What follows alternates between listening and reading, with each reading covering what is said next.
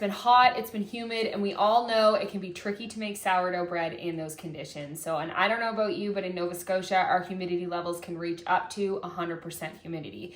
So your dough can sometimes be sticky and flat and difficult to work with, but it doesn't have to be. And I'm gonna teach you my 6 main tips as you go through your sourdough process to being successful with your sourdough in the heat of summer, or no matter what the climate is outside. And this can be applied to any sourdough recipe. It doesn't have to be a specific recipe. You can use it for any sourdough recipe across the board. 6 main things to make or break your sourdough in the summertime. So number 1 is your leaven. So as you can see, my leaven is really, really thick and active. You should almost be able to pull it out of the container, flip it upside down, and it will barely fall off the spoon. And if it does, it falls very, very slowly. If your leaven isn't this thick in the summertime, it can be really difficult to make your dough. So we're gonna make a leaven together, and I'm gonna show you what I mean. But basically, when you have a super thick and active leaven, there's just that much more yeast going into your bread to kind of sustain that inner structure so it doesn't flatten out and get super sticky when it's sitting on the counter. So you'll see I have my water in my jar here. And the trick to making a thick leaven is we're gonna add a little bit more flour than we do water. So it's not quite 100% hydration in your leaven, and that's fine because it's still gonna fully ferment. But having that thicker leaven really makes a huge difference. So we're just gonna go in, my sourdough starter still has lots of activity in it. We're gonna just add in our starter. I have a whole video on how to make your leaven and how to measure it out. So I can link that and you can watch that to understand how I do the ratios in my leaven.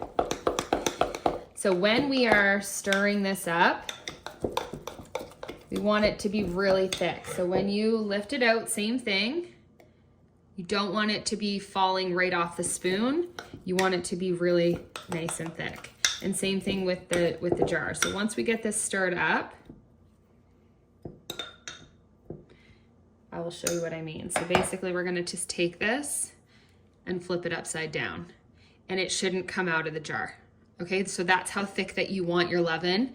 And again, this produces a lot of structure and a lot of yeast in the dough, and it allows the dough to sustain the heat and the length of time it needs to sit on the counter during the bulk fermentation without it going flat and getting really sticky. So starting with a nice thick leaven is key. If your leaven isn't thick and it's flat and it's nice or it's gotten really soupy, then you're not gonna wanna make your dough when it's really hot and humid outside. You wanna start from scratch with a really nice, thick and active leaven.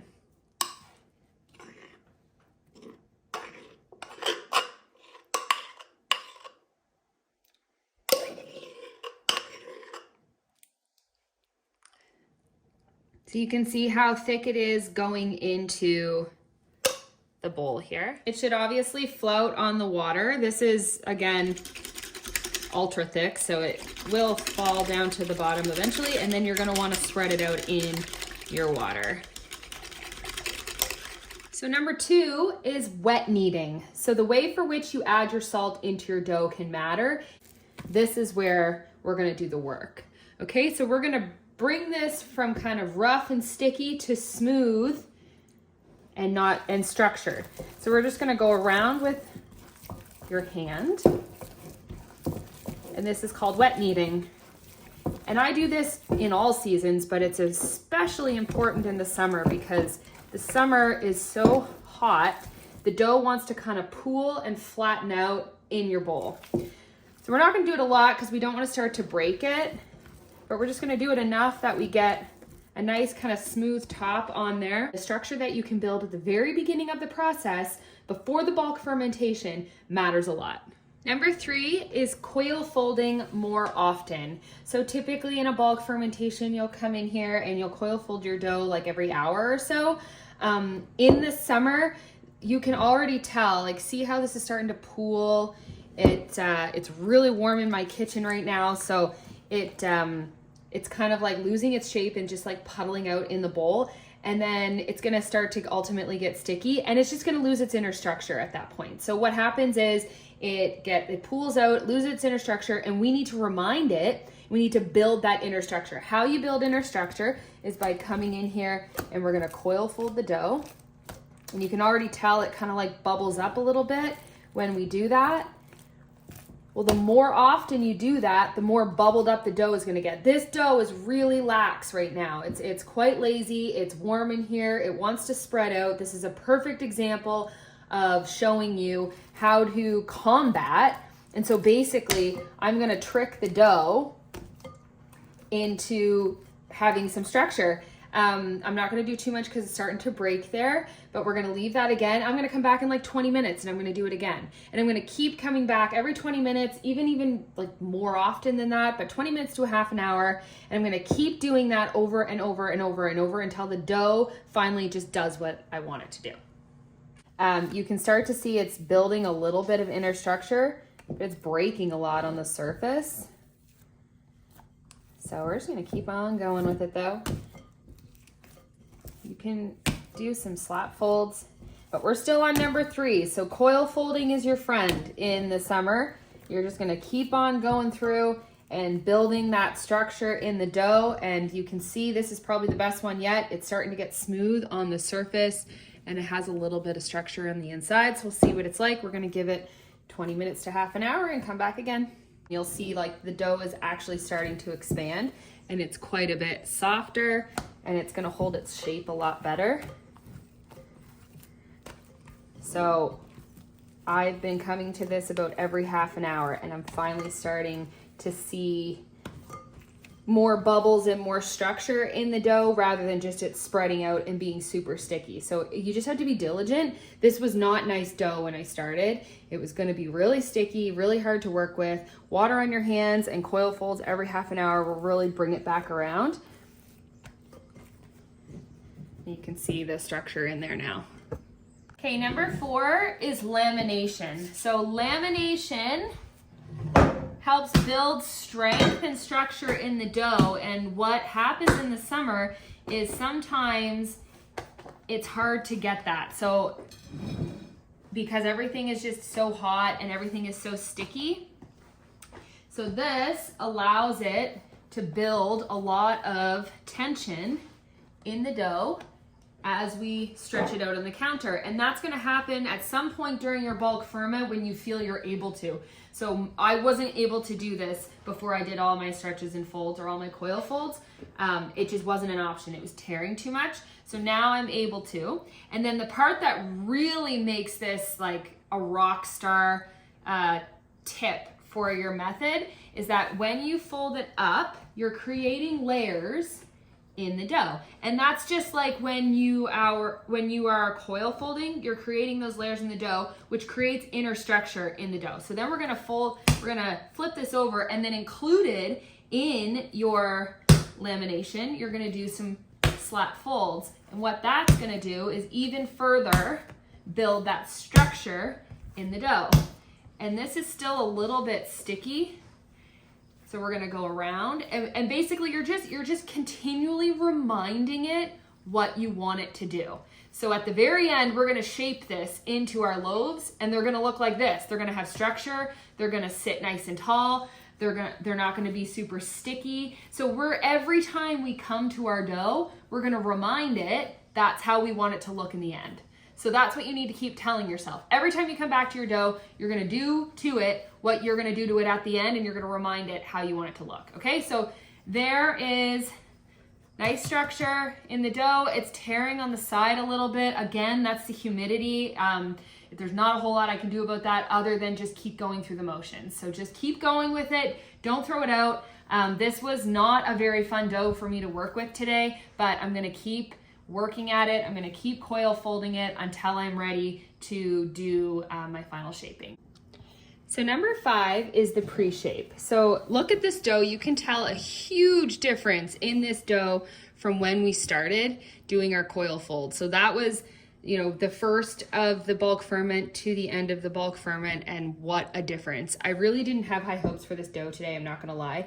It started out to be really difficult to work with. It was really sticky, and actually even at one point totally fell apart. So the inside became the outside, and it just completely became sort of like discombobulated. So I didn't have high hopes for this turning out, but that just goes to show that if you are diligent in the bulk fermentation, you can bring your dough back from almost anything. So we're just gonna go ahead and we're gonna divide this into 2. And I usually weigh mine because I'm terrible at eyeballing it. So case in point, I'm probably gonna have to do some maneuvering around here. Yeah, so there's, okay. Perfect. So a pre-shape is really important, because if I was gonna shape my dough from this, you know, it would hold its shape, but it would kind of get a little wonky. It would sort of fold off to one side. It just really wouldn't hold the shape the same way it would without a pre-shape. So we're just gonna kind of go and do like a mini coil fold. And then I'm gonna come in with my hands, and we are going to shape this into a boule. And you'll see like it's really nice and soft. It's very bouncy, and there is no stick to it. Okay, so we're just gonna leave that, put it off to the side, and we'll take our second one. And you can see, like, look how sticky it is when I'm starting. So bring this over, it's sticking to my hands, it's really hard to work with, and that is why a pre-shape is so important, because watch what happens to the dough. So I'm going to work the dough around in a circle to form it into its boule. And now look, it's not sticking to my hands, and I've done nothing to my hands. There's no water on my hands, there's no flour on my hands. That is just simply doing the work to pre-shape the dough, and now it is smooth and there is no stick to it. So this is really important to do if you're struggling with inner tension and inner structure in your dough, because you can keep this like this, and now when we go to fold it into our final shape, it's gonna have a lot of inner structure to hold that shape for us. Okay, so we're ready for our final shape. A quick trick, keep your Banneton baskets in the freezer in the summertime. I learned this the hard way when you know, we had some residue left on the Bannetons and one of them grew mold. They can also get bugs in the summer, so it's just a really great practice to just slide them into the freezer, take them out. Also, we want to do a cold proof with these anyways, so these are already nice and cold and ready for you to tuck them into the fridge. So keep them in the freezer just in the summertime. It works really nicely. Okay, so this is number 6. So we're on number 6, our final shape. So that's the first way that I do it. But if you're finding that this is just not behaving for you at all, and it's pooling out on the counter and it's just not keeping its shape, we're gonna go ahead, we're gonna shape it into our oval, okay? Pinch it up, and then we're gonna roll it up into the oval. We're gonna keep it just like that, but we're gonna put it in a loaf pan. So if you get to the end of your process and you're like, gosh, this is just not working, I'm gonna have flatbread, and that's really upsetting because you put so much time and effort into making your bread, grab a loaf pan, line it with parchment paper, and we're going to take this and we're gonna stick it right into the loaf pan facing up. Okay, so it's not gonna fill the whole thing, it will. We're gonna cover this up. I like to cover it with a bag, like a proofing bag. I don't like to cover it with a towel because I don't want this to dry out a lot. So then we're gonna actually proof this on the counter. So that one's gonna go in the fridge. This one's gonna proof on the counter, or rise on the counter. And then we're gonna bake it in the oven from that. So you can even see, like, it's not really super soft on the top. This is a really nice candidate for going into the parchment paper just because of the way that it was behaving.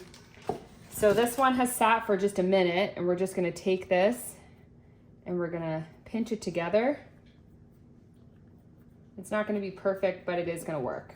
And then we're gonna slide that one into the fridge. This one's gonna get covered on the counter, and we'll bake them later. We're going to stick our, this one's really ready to go. So this one's gonna go in the oven too, in our loaf pan. As you can see, so this had a decent rise. It's a really nice looking loaf of bread. And then here is our sandwich loaf. So obviously this is much higher. And I like to just take some butter and rub it on the top. And what that's gonna do is soften the crust on the top so that it's just a lot easier for us to slice it up. And then we'll have a nice sandwich loaf. So you can do either one, both work fine. This one obviously is gonna give us a much larger oven spring. And so our loaves are gonna be higher up and our slices are gonna be thicker. Whereas this one is not quite as high, but still gave us a beautiful loaf of like authentic artisan sourdough. So let's recap on our 6 tips for baking sourdough bread in the summertime. So number 1, a nice thick active leaven. You can't skip this part, and don't just don't just wing it with your leaven. You definitely want the correct ratios. So you want your 50-50-10 ratios, and I'll link the video on that. That's a really great video. It's a really great practice to get into using those ratios for your leaven. It's foolproof. It always works. So you're 50-50-10, but then you're just adding a little bit of extra flour in that. Not a lot, like even just a spoonful of extra flour in with that just to give it a little bit more get up and go and a little bit more yeast in there so that it is a really thick active starter when you're dumping it into your dough. So number 2, wet kneading. What that does is it forces the dough to build that inner structure to hold its shape during your bulk ferment. You want to start at the very beginning. You don't want to just leave it kind of rough and sticky looking. You really want to start with a good base as you head into your bulk ferment. Number 3, coil folding. With the summertime, I like to aim for a lot more coil folding. So every 20 to 30 minutes, and that's kind of like the one part of the dough and your process in the summer that you kind of have to be babysitting your dough a little bit, because you want to keep checking it to see what it looks like. If you're noticing it's starting to get flat and sticky, you want to get right in there and perk it back up again by doing another coil fold.